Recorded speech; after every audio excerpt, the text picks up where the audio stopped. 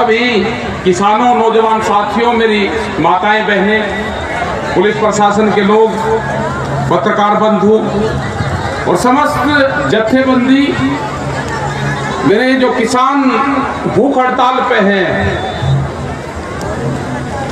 इन सब का धन्यवाद है।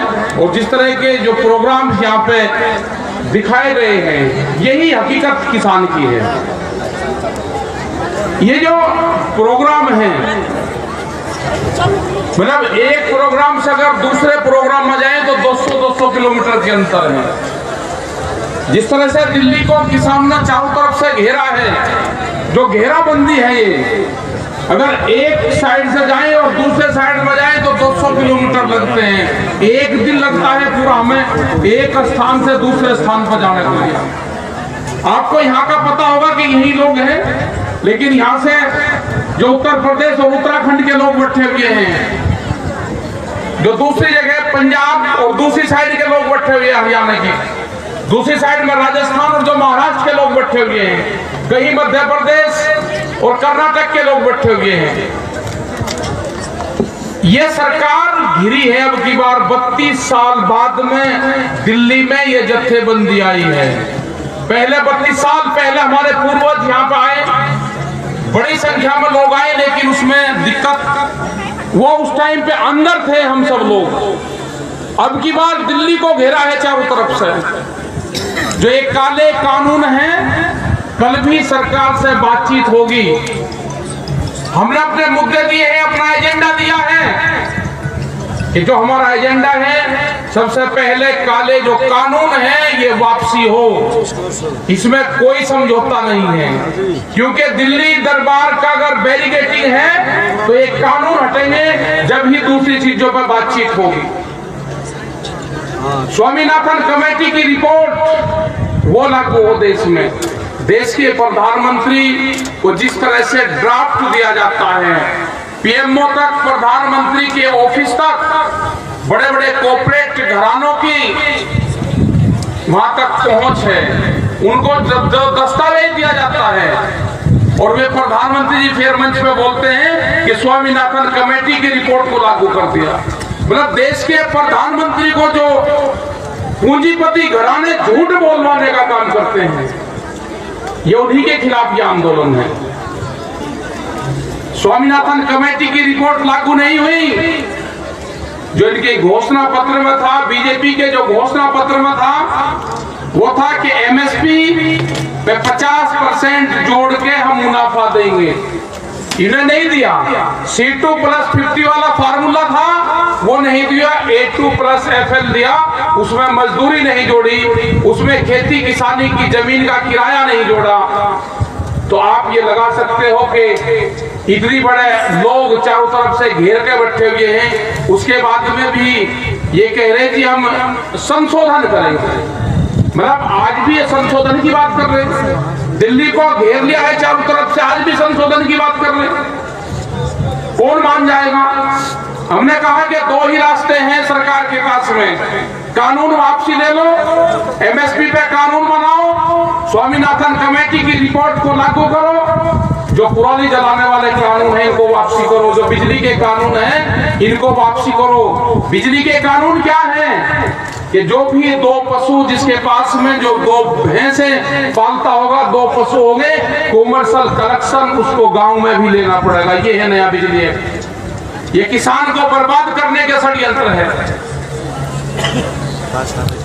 ये सभी ज्यादा बड़ी लड़ाई है। और जिस तरह से शांतिपूर्ण तरीके से इतने लोग आने के बाद में भी शांतिपूर्ण तरीके से हम बैठे हुए हैं, कितनी परीक्षाएं लेंगे? कह रहे जी किसानों को तो 1 महीना हो गया। किसान तो अपने खेत में बीज डाल के और 6 महीने का फसल का इंतजार करता है।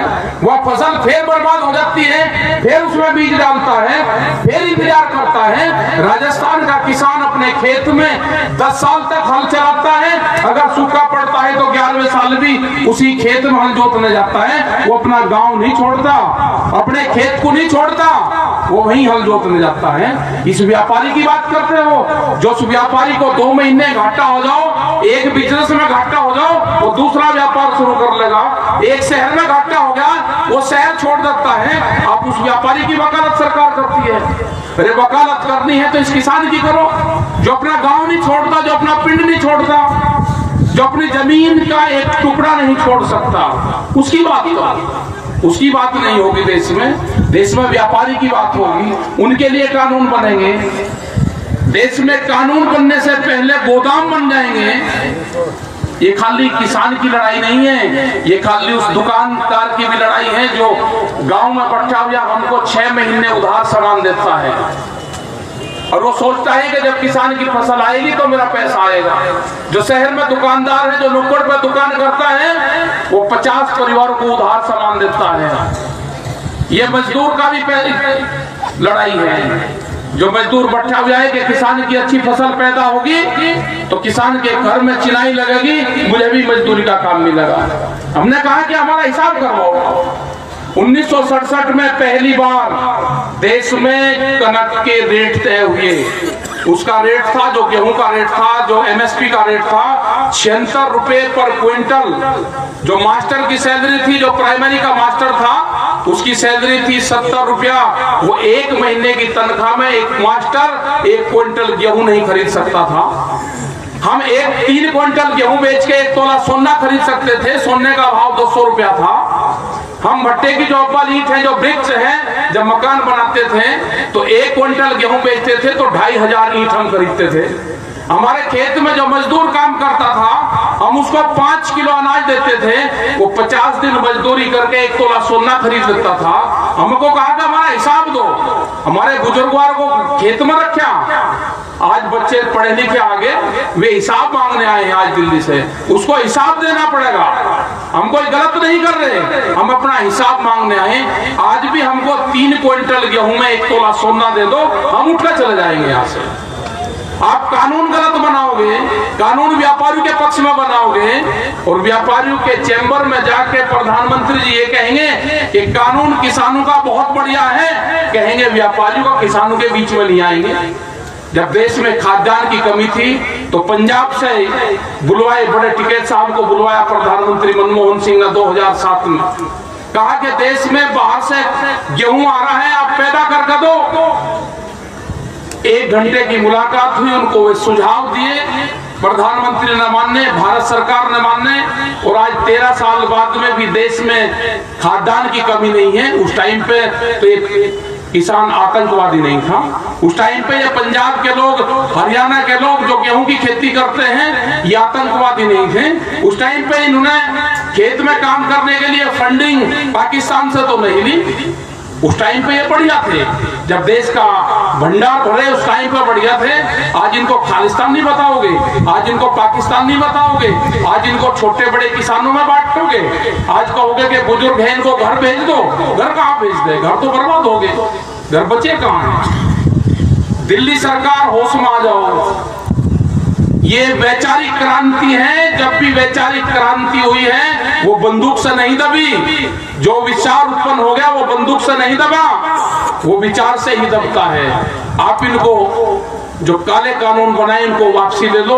अभी तो इन्होंने कानून वापसी की बात करी है। अगर यही जन आंदोलन चलता हुआ, ये किसान अपने गेहूं की बिजाई करके आ गया, 20 अप्रैल तक की तो तैयारी करके आ गया, ये कभी ये नारा न लग जाए कि गद्दी छोड़ दो।